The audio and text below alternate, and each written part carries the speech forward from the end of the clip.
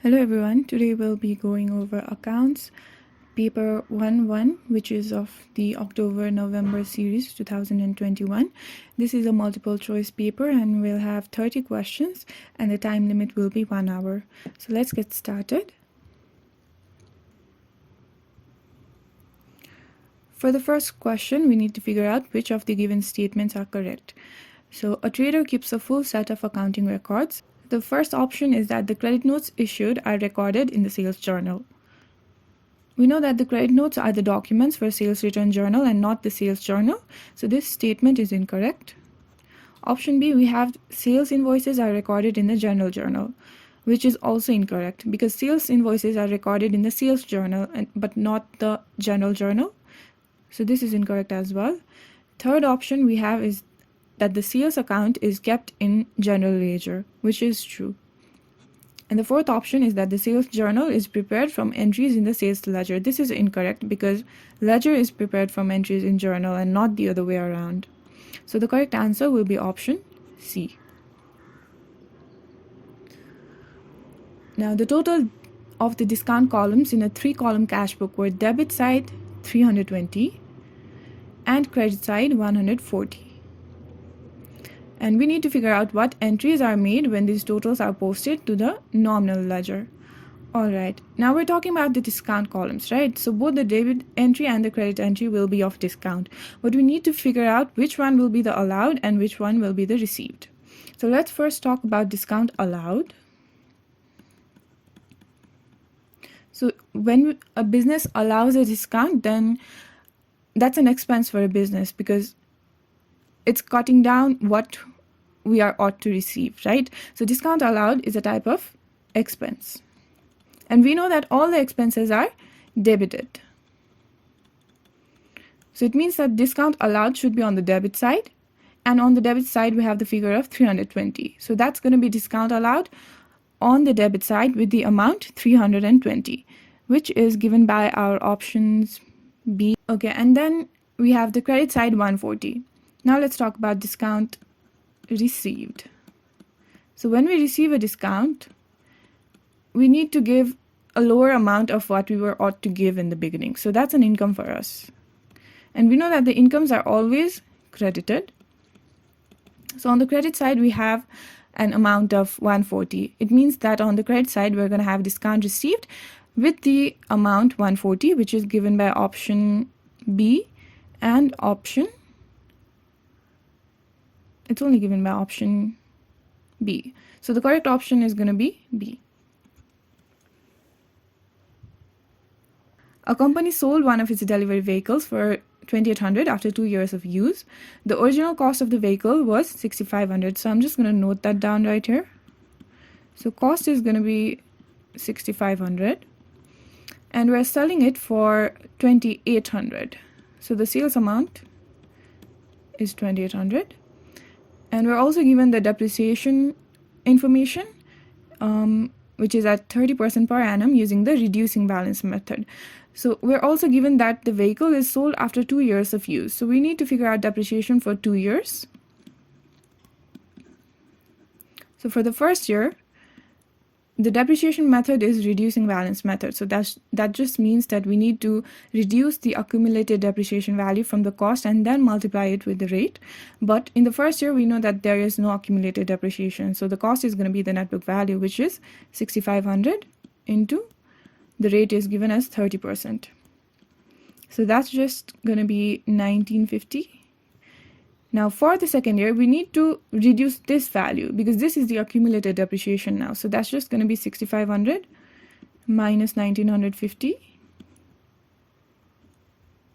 into rate, which is 30%. So this is going to be 1,365. Now the total accumulated depreciation. So accumulated depreciation is going to be the sum of depreciation of all the years, which is just 1 and 2 for us. So that's 1,950 plus 1,365, which is 3,315. Now we know that in order to figure out whether there was a profit or loss on disposal, we need to figure out the net book value. So net book value is just going to be cost minus accumulated depreciation. So this is 6,500 minus 3315,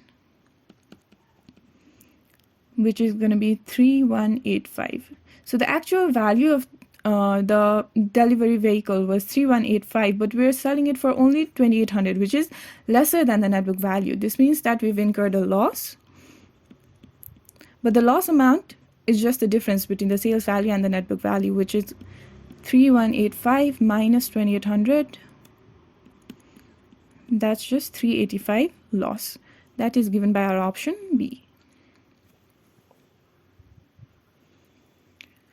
A trader depreciates loose tools using the revaluation method. All right, we're talking about depreciation, and what we know is that loose tools is an asset. So whenever an asset is depreciated, the value of the asset decreases, right? So here the asset's value is decreasing. And from the rule of journal, what we know is that whenever the value of assets is increased, that's going to be on the debit side when assets increases. But it's going to be on the credit side whenever the asset decreases. And here we're depreciating it, so we're looking at the credit side now. And we need to figure out which of the account is credited at the end of the year to record depreciation on loose tools. As I said before, whenever the value of the assets decreases, we're crediting the asset. And here the asset is loose tools. So on the credit side, it's just going to be loose tools, which is given by our option C.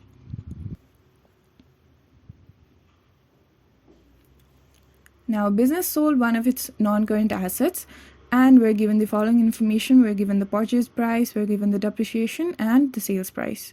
Now, what was the effect of this transaction on the net assets in the year of sale? Okay, so we're selling an asset, right? Whenever we sell an asset, the value of the asset decreases. And we know that asset, we're selling a non-current asset. So the non-current asset is going to decrease. And we need to figure out by which value it will decrease. So whenever we sell the non-current asset, it decreases by the value of its net book value. So we just have to figure out the net book value of the assets that we're selling here. So we know the purchase price and we know the depreciation to date of sales, which is just the accumulated depreciation. Now, in order to find the net book value, we're going to subtract the accumulated depreciation from the purchase price. So that's just going to be 50,000 minus 20,000. Which is 30,000. So we know that the non-current assets will decrease by 30,000. All right, now we're also selling this asset, right? So whenever we sell an asset, we receive money, or the money is sent into the bank, which means that our current asset is also affected. So the current asset increases because we're receiving the money. And we're receiving 60,000 for it. So the current asset increases by 60,000. But we need to find the effect of this transaction on the net assets, which is just the sum of the non-current assets and the current asset. So we know that the non-current assets is decreasing, so I'm just going to denote that by a negative sign, 30,000. And we know that the current asset is increasing, so I'm going to denote that with a positive sign, 60,000. So overall, the value is a positive 30,000, right? And I denoted positive with the word increase. So the net asset is increasing by 30,000. So that's just given by our option C. We need to figure out which of the items will be found on the credit side of the sales ledger control account. All right, the first one is the allowance for irrecoverable debts. Allowance for irrecoverable debts is a different thing than irrecoverable debts. It's the provision for irrecoverable debts which is not accounted in the sales ledger control account. So the item given by this statement 1 is not going to be found on any side of the sales ledger control account. Second one, we have contra with purchases ledger control account. We know that contra is recorded on the credit side, so that's correct. Third one, we have irrecoverable debts written off. As I said before, allowance is not included, but irrecoverable debts is included on the credit side. So this is also included. The fourth one, we have refund to customers who overpaid, which is recorded on the debit side. So this is not going to be included on the credit side. So the items included are 2 and 3, which is given by the option D.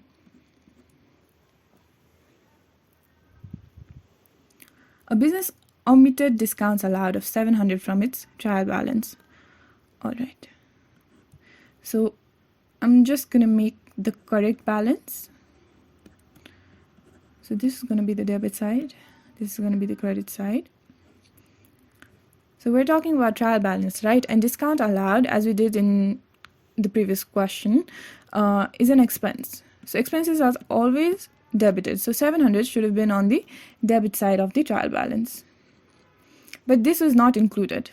All right, next we have, during the year, a machine had been sold for cash 500. Whenever we're selling something, we're receiving cash.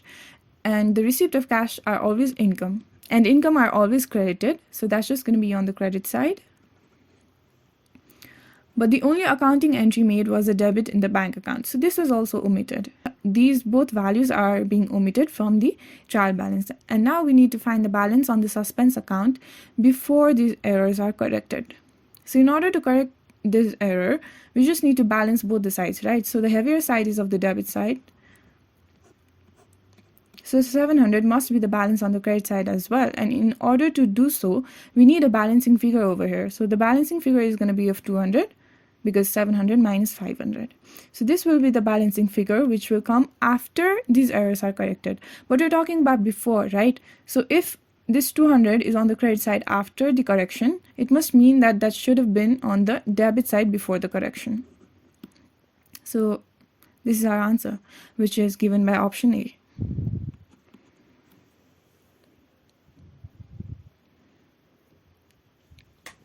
Now, Felix drew 200 out of his business bank account in order to top up his petty cash float. When recording this transaction in his cash book, he reversed the entries. Alright, he drew this amount out of his business, which means that the bank account should have deducted the 200. Right? So the correct balance is that it should have been minus 200 since we're deducting the value, but he made an error and he just reversed the entries, which means that he added the 200.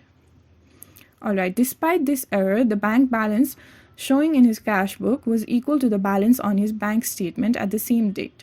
So despite the error, he received a correct balance of 200, which means that he received 200 here. And in order for this total to be 200, you need minus 400 over here, because plus 200 minus 400 will give a balance of negative 200.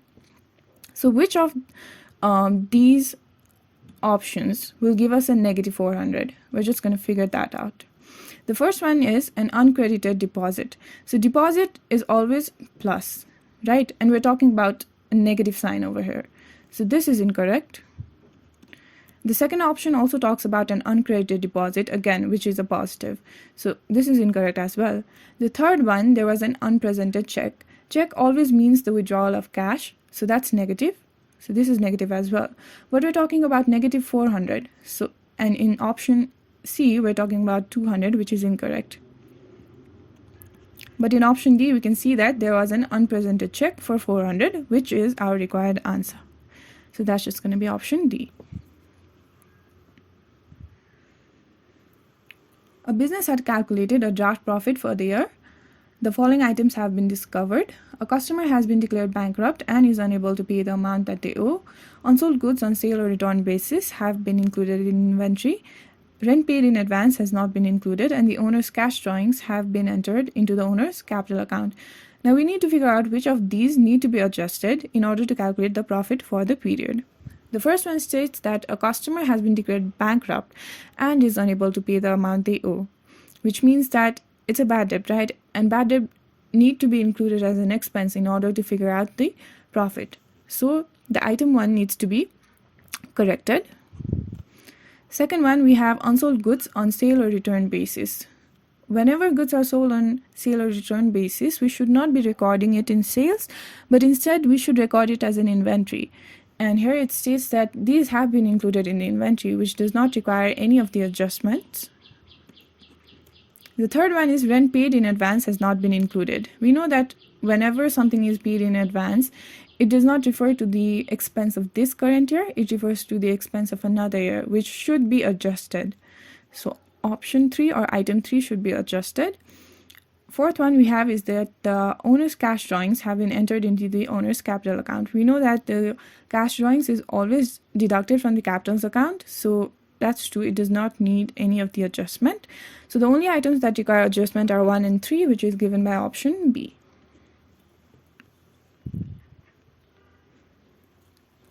We're given information that has been extracted from the statement of financial position of a sole trader. Alright, we need to figure out the balance on the capital account at 31st March 2021. Let's just drop a statement of financial position. So I'm going to record all of these assets over here. So non-current assets, we have 130,000. We have current assets at 32,000. So that's all that's going to be on the asset side. So the total of the assets is 162,000. Now let's just look at the capital and liability section.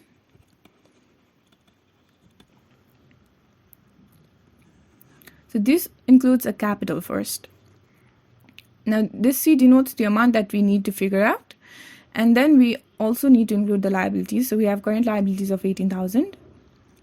We have non-current liabilities of 25,000. And that's all that's going to be included. We do not need to include the profit or the drawings here, because both of these have already been included in this capital C.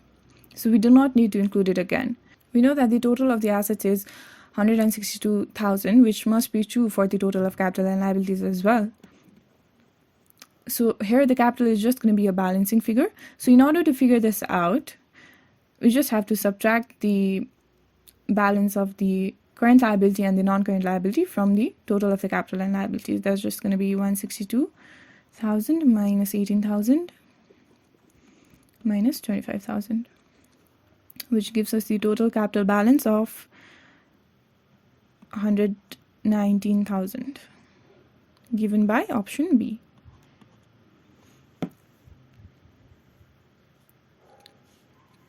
Now, at the start of the year, the balance on our sole trader's capital account was 183,000. And during the year, the following took place. The owner introduced a motor vehicle into the business. The owner took cash drawings and the owner took inventory for personal use. After recording these and the profit for the year, the closing balance on the capital account was 265,000. So we need to figure out the profit for the year. So I'm just going to draw up a capital account right here. This is going to be the debit side. This is going to be the credit side. We know that the balance on the capital account is recorded on the credit side. So I'm just going to record the 183,000 over here. This is the opening balance. And then the owner introduced a motor vehicle. So that's just the injection of capital. And injection of capital is always recorded on the credit side. So I'm just going to record the cost of the motor vehicle, which is 90,000. Sorry, we're given the cost along with the market value. And we know that market value is the net realizable value, right? And we know that the assets should always be recorded at the lower of cost and their net realizable value. And the lower among these two is the 74,000. So we should not be including the 90,000. That's an error. So I'm just going to correct that. So we're going to record the 74,000. All right. Then the owner took cash drawings of 15,000. So drawings are always recorded on the debit side. So that's 15,000. And then we again have that the owner took inventory for personal use. This had a cost of 24,000 and a selling price of 32,000. So whenever an owner is going to take goods for their personal use, they're going to take it at cost price and not the selling price, because it's their own good at the end of the day. So that's just going to be 24,000. This is also a drawing. And we need to find the profit. So profit is going to be on the credit side. So I'm just going to denote it with an X. And we're given the closing balance, which will be on the debit side as 265,000. So I'm going to total the debit side.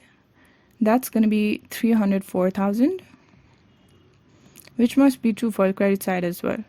Now X is the balancing figure. And in order to find the balancing figure, I'm just going to subtract these two from the total value, which is going to be 304,000 minus 183,000 minus 74,000, which gives a balance of 47,000, given by our option C.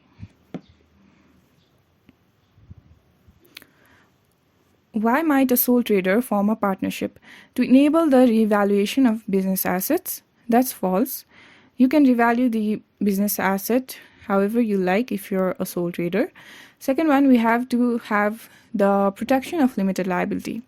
That's incorrect as well, because both the sole trader and partnership have unlimited liabilities. So that's false. And third one, we have to gain additional capital for the business. This might be true because when you're adding more partners to the business, the partners will also contribute their own capitals. So that's just going to increase the capital. So this is true. So the only true statement is statement 3, which is given by option D. So this is a partnership question. X and Y are in partnership, and the following information relates to the partnership. All right, we're given drawings, we're given the opening balance and the closing balance on the current account, and we're given that X received a salary of 5,000. So we need to figure out the profit for the year before appropriation. In order to figure this out, we first need to figure out profit for the year after appropriation, which is given in the current account. So we're going to have to draw up a current account over here.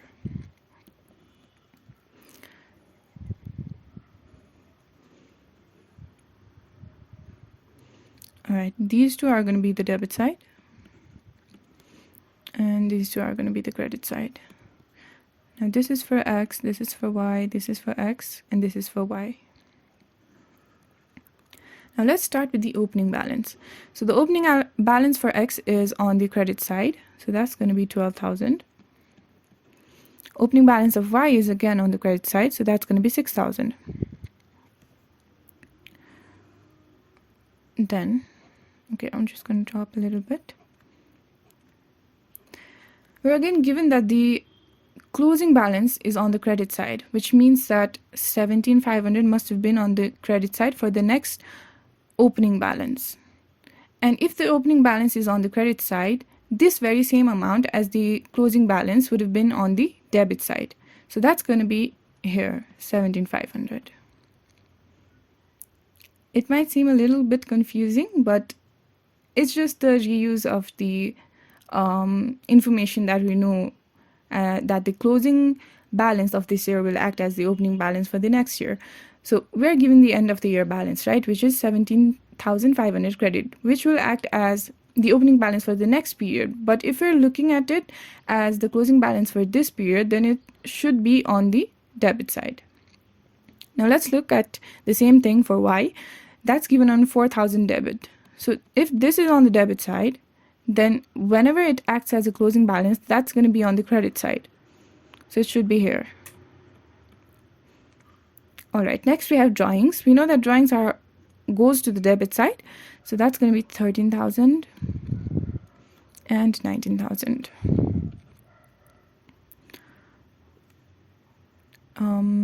What do we have next? We have salary, which is received by X. So salary always increases the balance on the current account. This is why the salary goes to the credit side.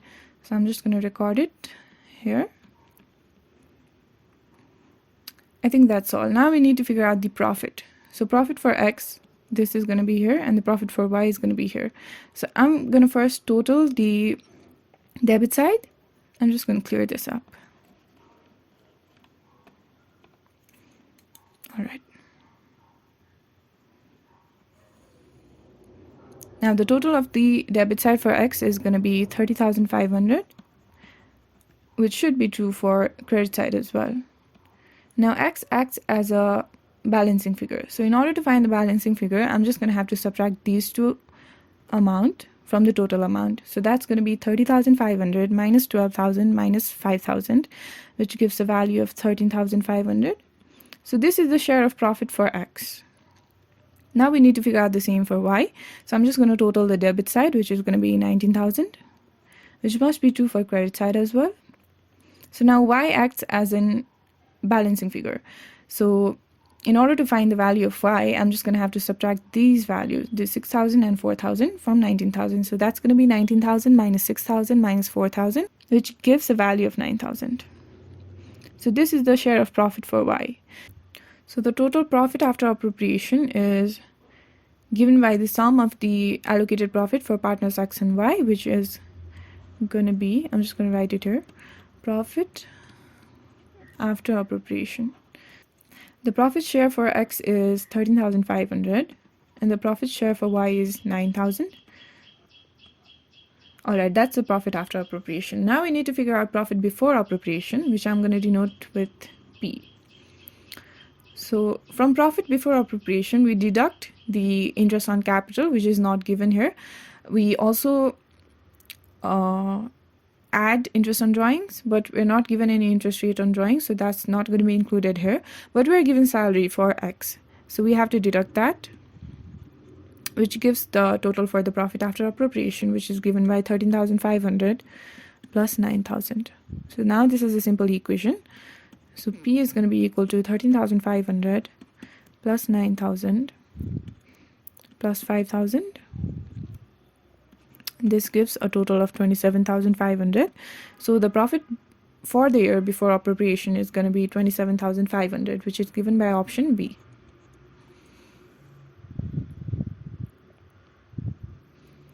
Now we're given three partners, L, M, and N, and we're given N's capital account. What explain the entries in the capital account? Okay, so we need to understand these entries. Okay, option A states that N bought a motor vehicle from the business paying 1,000 more than its book value. So we cannot really determine whether N is paying 1,000 more or not just by looking at the capital account. We would need to also have the net book value of the motor vehicle, which is not given here. So this option is clearly wrong. For the second option, we have that N's capital account includes his share of the loss on the disposal of a motor vehicle.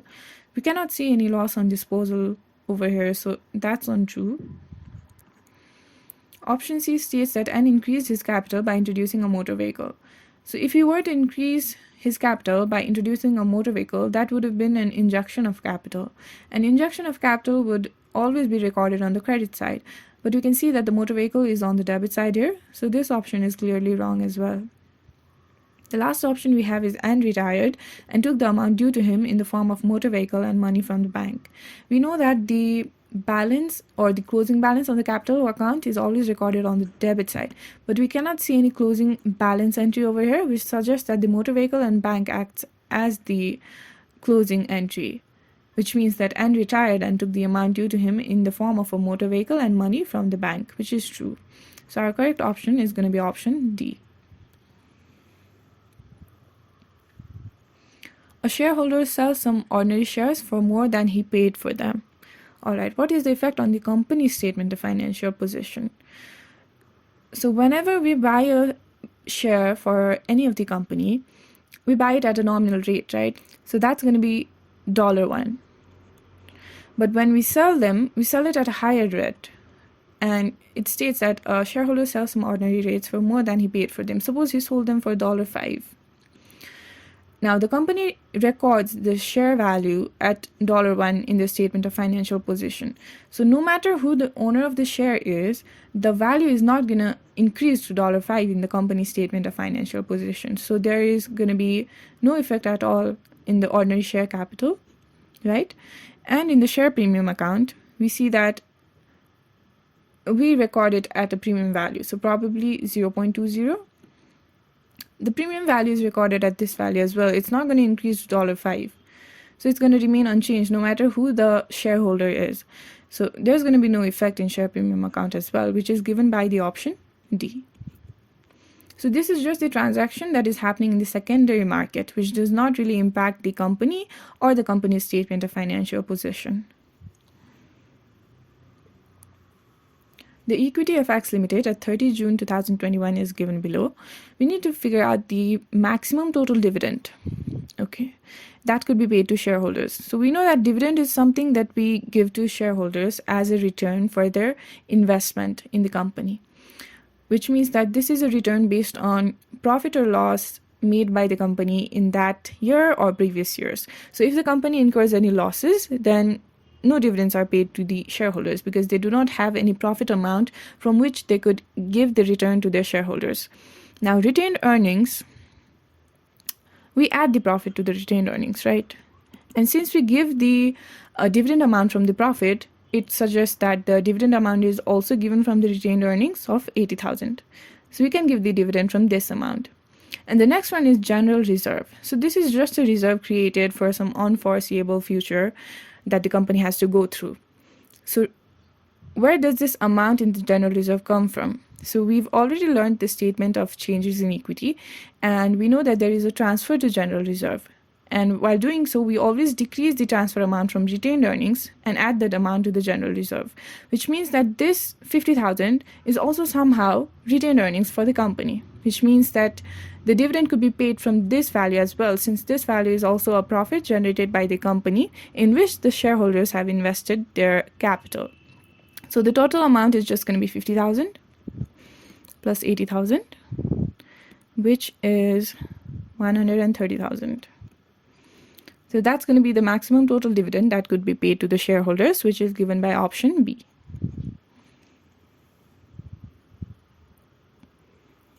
The value of inventory for a limited company at 31st May 2020 was overstated by 20,000. All right. What was the effect of this error in retained earnings? So we're looking at the retained earnings for 2 years, all right, 31st May 2020 and 31st May 2021. So let's just figure out for the year of 2020 first. In 2020, the inventory is overstated, which means that the closing inventory is overstated by 20,000.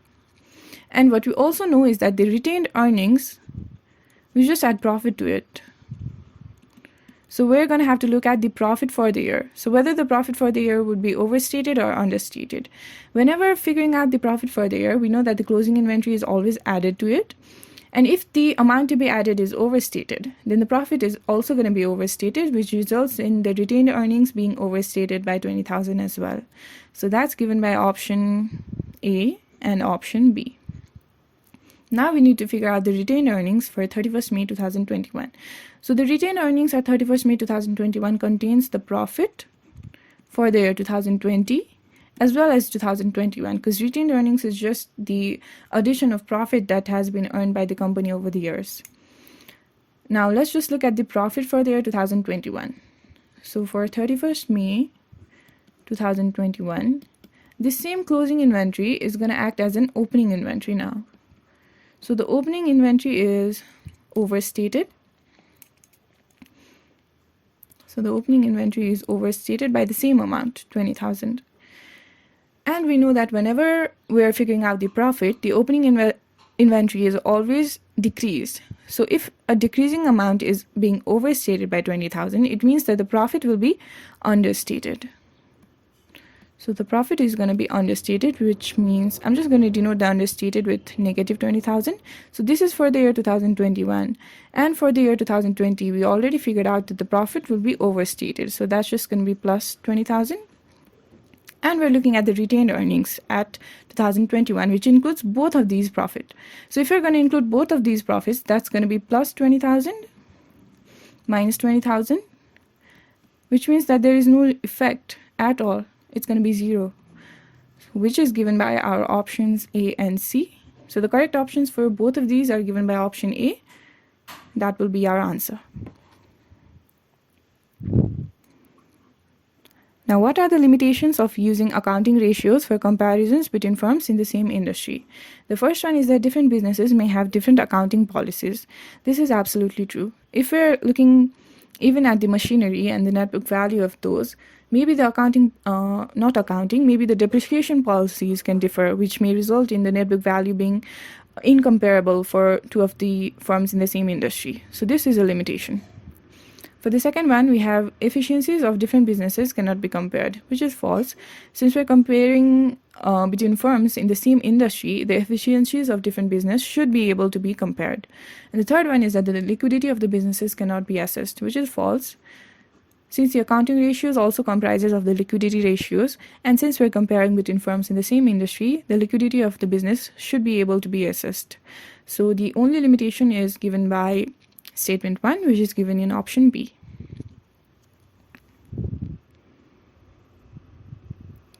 Now, Abdul is assessing the profitability and efficiency of his business and is using these figures in the financial statements. We need to figure out the non-current asset turnover. So non-current asset turnover is given by revenue divided by the non-current asset, whose value we're going to record as the net book value. So the revenue of the company is given as 340,000. And the non-current assets, we need to find the net book value first. So we're given the net book value of the asset as 53,000. So we're going to record that value. Now this gives a value of 6.42, which is going to be our non-current asset turnover given by option D. Now, the following information was available for a business for the year ended 31st December. We're given annual sales, gross margin, rate of inventory turnover, and opening inventory. We need to figure out the value of closing inventory. All right, let's look at the rate of inventory turnover. So we know that the rate of inventory turnover is given by cost of goods sold divided by average inventory. So we have the rate of inventory turnover as 4. What we do not have is a cost of goods sold. But we're given sales and we're also given gross margin. So 20% of sales is going to go to the gross profit, which means that the 80% of sales is going to go to the cost of sales. So cost of goods sold is just going to be annual sales of 400,000 into 0.80. That is 320,000. So I'm just going to substitute that value over here. Divided by average inventory.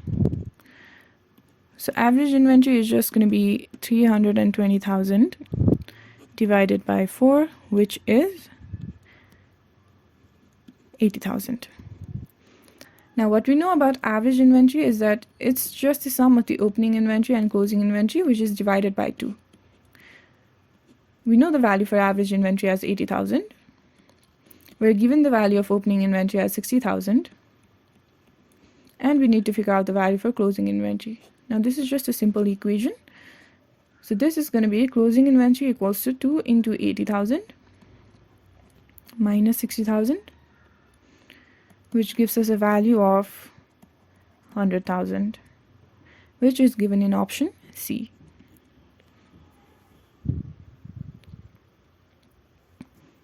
A manufacturing business is currently operating at full capacity, and as part of an expansion program to increase production capacity, the business intends to employ an additional factory supervisor. Now, how are the total supervisory salaries classified? Is it a fixed cost? So it cannot absolutely be fixed, because with the increment in the number of factory supervisors, their salaries will also have to be increased. And although the salary of an individual factory supervisor is fixed cost, with an increment, the value increases. So it's not going to be a fixed cost. Semi-variable cost. We cannot actually determine the salary of the factory supervisors in accordance with the number of units that's being produced. So that's incorrect. We have stepped cost. Like I said before, during the fixed cost, we know that with an addition of each factory supervisor, the total supervisory salaries are going to be increased. So if we only have one factory supervisor, maybe his salary is 20,000. So that's going to remain 20,000 no matter how many units of production you're going to do. And if we add another factory supervisor, then the cost is going to increase to 40,000. And this is going to remain at 40,000 no matter how many units are being produced. So it's in stepped cost, which is our answer. Now the following budgeted information is available. We're given production in units and we're also given the total cost. We need to just figure out the fixed cost. All right, so we're given total cost, right, which is just the addition of variable cost and the fixed cost. So we have 20,000 units, which means that 20,000 into variable cost per unit is going to give the total variable cost. And we're going to add the fixed cost, which then gives us the total cost of 240,000. For the second one, we have 32,000 units. If we multiply it with the variable cost per unit, that's going to give the total variable cost. And if we add the fixed cost, we receive the total cost of 326,400. So I'm going to subtract the second equation from the first one. So this is going to cancel out the fixed cost. Then we have 20,000 minus 32,000, which is going to be negative 12,000 VC. And this side we're going to have negative 86,400. So the variable cost is just going to be negative 86,400 divided by negative 12,000, which is 7.2. Now we need to figure out the value of the fixed cost. So I'm just going to substitute the value of the variable cost into the first equation. So that's going to be 20,000 into 7.2 plus fixed cost equals to 240,000. So the fixed cost is just going to be 240,000 minus 20,000 into 7.2. So that gives us the total fixed cost of 96,000, which is given in option D. A business absorbs its overheads on the basis of direct labor hours, and we're given the overheads and we're given the direct labor hours. We can see that the actual labor hour is 19,300, but the budgeted labor hour is just 18,200. So I'm going to figure out the budgeted overhead in terms of the 19,300 direct labor hours. So for one direct labor hour, the budgeted overhead is just going to be 546,000 divided by 18,200. But I need to figure out the overhead for 19,300 direct labor hours. So I'm just going to multiply it, which gives me a total budgeted overheads of 579,000.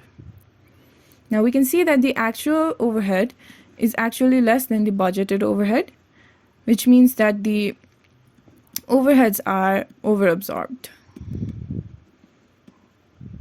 By how much?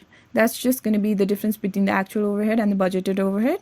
So 579,000 minus 560,000, which gives a total of 19,000. So the overheads are being overabsorbed by 19,000, which is given in option C.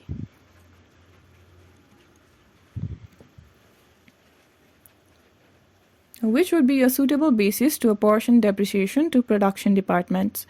So we have machine hours first. That would be a suitable method, since we would get to have an idea of how much the machine hour is actually used in the respective production department. So one is true. Second one, we have the net book value of machinery. Since we're apportioning the depreciation, it's crucial to know the net book value, which is also true. The third one is the number of machineries. The number of machineries is not really an accurate measure. Since we already have the machine hours, it's way more accurate than having the total number of machines. So that's going to be incorrect one. And in the fourth one, we have the original cost of machinery. Again, we're looking at depreciation, so the cost of machinery would be very suitable. So that's going to be included as well. So 1, 2, and 4, which is given in option B. Now we're given the selling price and variable cost per unit. We're also given the budgeted break-even sales volume, and we're given the budgeted sales volume. We need to figure out the fixed cost. So we know that the break-even units is given by fixed cost divided by contribution per unit. So contribution per unit is just going to be the selling price minus variable cost. This is 15,000. So the fixed cost is just going to be 15,000 into 6, which is a total of 90,000. That's just going to be the fixed cost.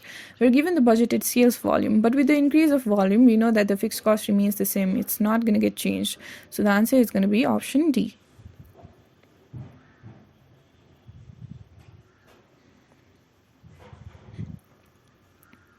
Now, a business increased its profit by changing the marginal costing to absorption costing. So whenever we're changing from the marginal costing, in marginal costing, what we do is we figure out the contribution, we figure out the variable cost per unit, and we figure out the total fixed cost. But in absorption costing, we figure out the cost on the basis of the departments. All right. And we are seeing that the business increased its profit. So if the production and sales are equal, there's not going to be any increase in the profit. So that's incorrect. Second one, we have production stopped in the period. So whenever we stop a production, we cannot expect the profits to increase. So that's incorrect as well. Third one is that the production was greater than sales.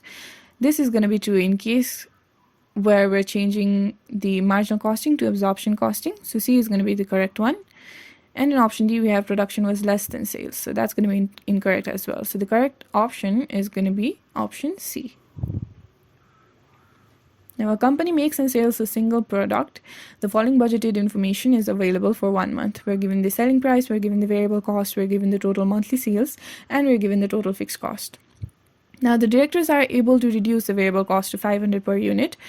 By how many units can budgeted sales reduce to achieve the same monthly profit? So I'm just gonna list the before and after information over here.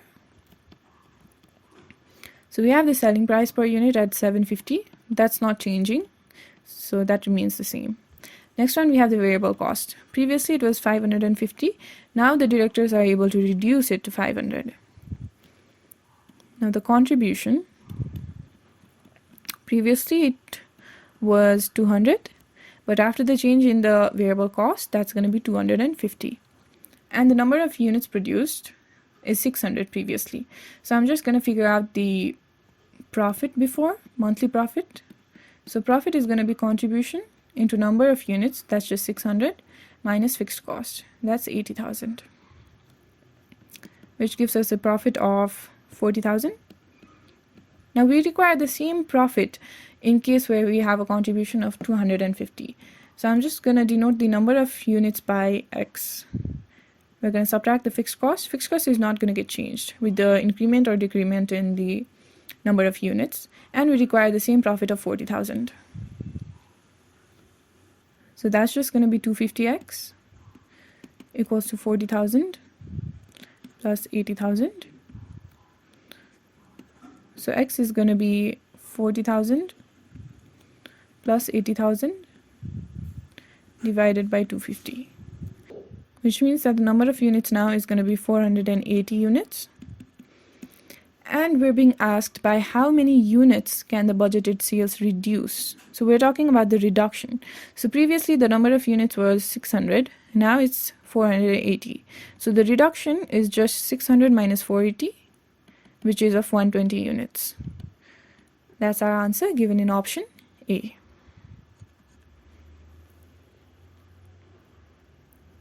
Which assumption of cost volume profit analysis is not correct?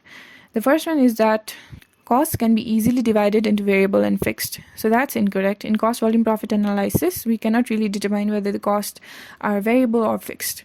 The second one, we have total fixed costs remain the same within the relevant range. That's true.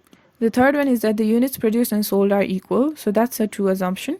And the final one, we have unit selling price is constant. So that's true as well. So the incorrect one is option A, which is going to be our answer.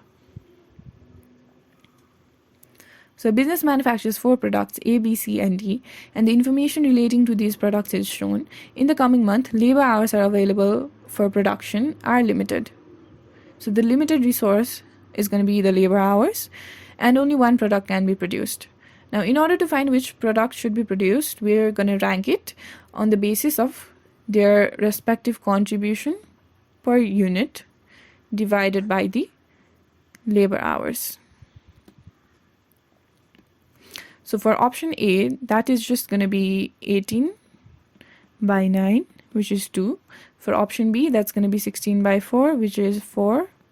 For option C, that's going to be 9 by 1.5, which is 6. And for option D, we have 15 by 2, which is 7.5. And ranking, we always rank it from the highest order. So this is going to be the first one, which should be produced. So that's just the answer D.